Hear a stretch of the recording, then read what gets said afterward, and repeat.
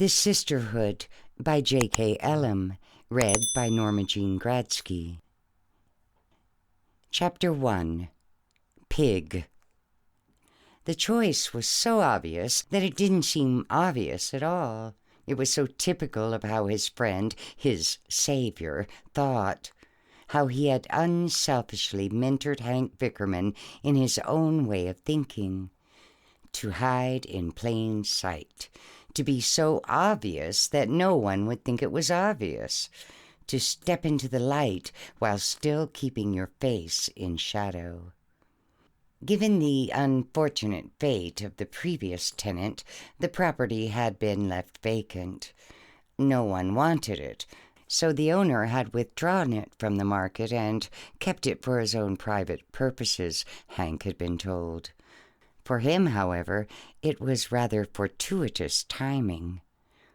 It was a quarter-acre block that backed onto Greenbrier State Park, so privacy was assured, as was convenience, for the township of Ravenwood sat not so innocently a mile to the west among the circling hills. The forest surrounding the property also provided a nice screen from lingering eyes. The farmhouse was large and airy, with a wraparound porch and an old brick chimney that ran up one side. Admittedly, the place needed some work, but it was very livable, and the red barn, which sat adjacent to the house, was an added bonus, full of all sorts of sharp and blunt tools that would prove useful.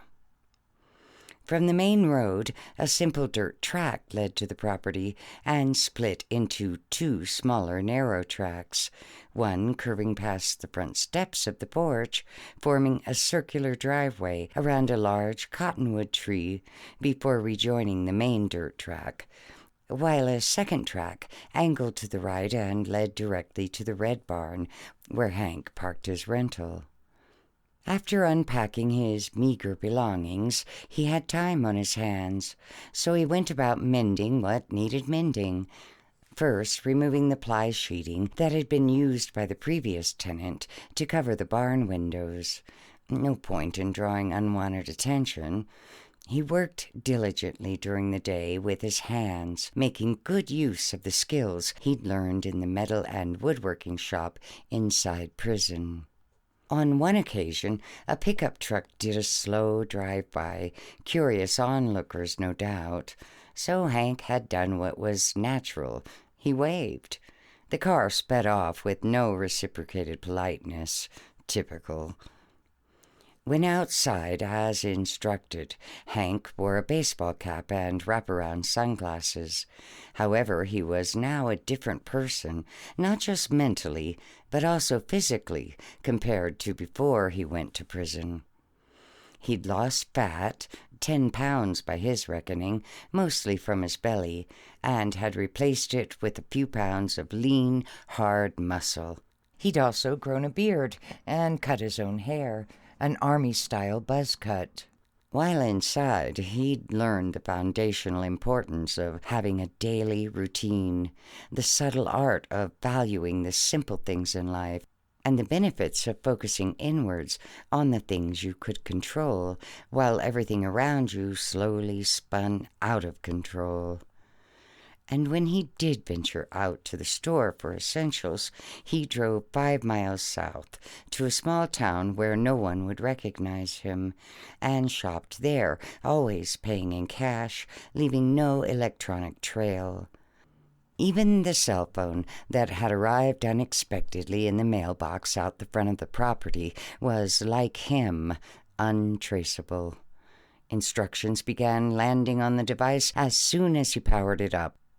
Ravenwood itself he stayed well clear of, not even a quick drive through town just to appease his itching curiosity, for that would be a fatal error of judgment, and his friend would not be happy. The rules, while not many, had been very specific. After a month had passed, as instructed, he bought a pig, the carcass of a sow, a mother pig. The irony was not lost on him. Again, the choice was a subtle reminder of his friend's attention to detail. Hank purchased the pig at a discount price from a local meat wholesaler because it was no longer fit for human consumption. Hank reckoned he'd done the humane thing, saving the pig, even though it was dead, from being minced, then pushed into cans of pet food. After tying the trotters together, he hung the pig from a chain and hook on a high rafter in the middle of the barn. Then, as instructed, he practiced for an hour each day, first in the morning on an empty stomach, before he had consumed breakfast. Other than to cut his food, Hank had never wielded a knife before. He was told he needed to practice on something that closely resembled the weight, density, and skin texture of a human body. He needed to feel what it was like to thrust a blade into raw flesh, bury it to the hilt over and over again. Using a weapon other than the knife, such as a gun, was non-negotiable. He was told he needed to feel the kill up close and personal, that the taking of a life in such a brutal, rudimentary manner, feeling the warm wetness of someone's dying blood pump out onto your own bare skin, was a beautiful, empowering thing. Respect the method more than the kill itself. It was hard at first, his technique sloppy, his footwork non-existent, and on more than one occasion he sprained his wrist, had to stop to ice it.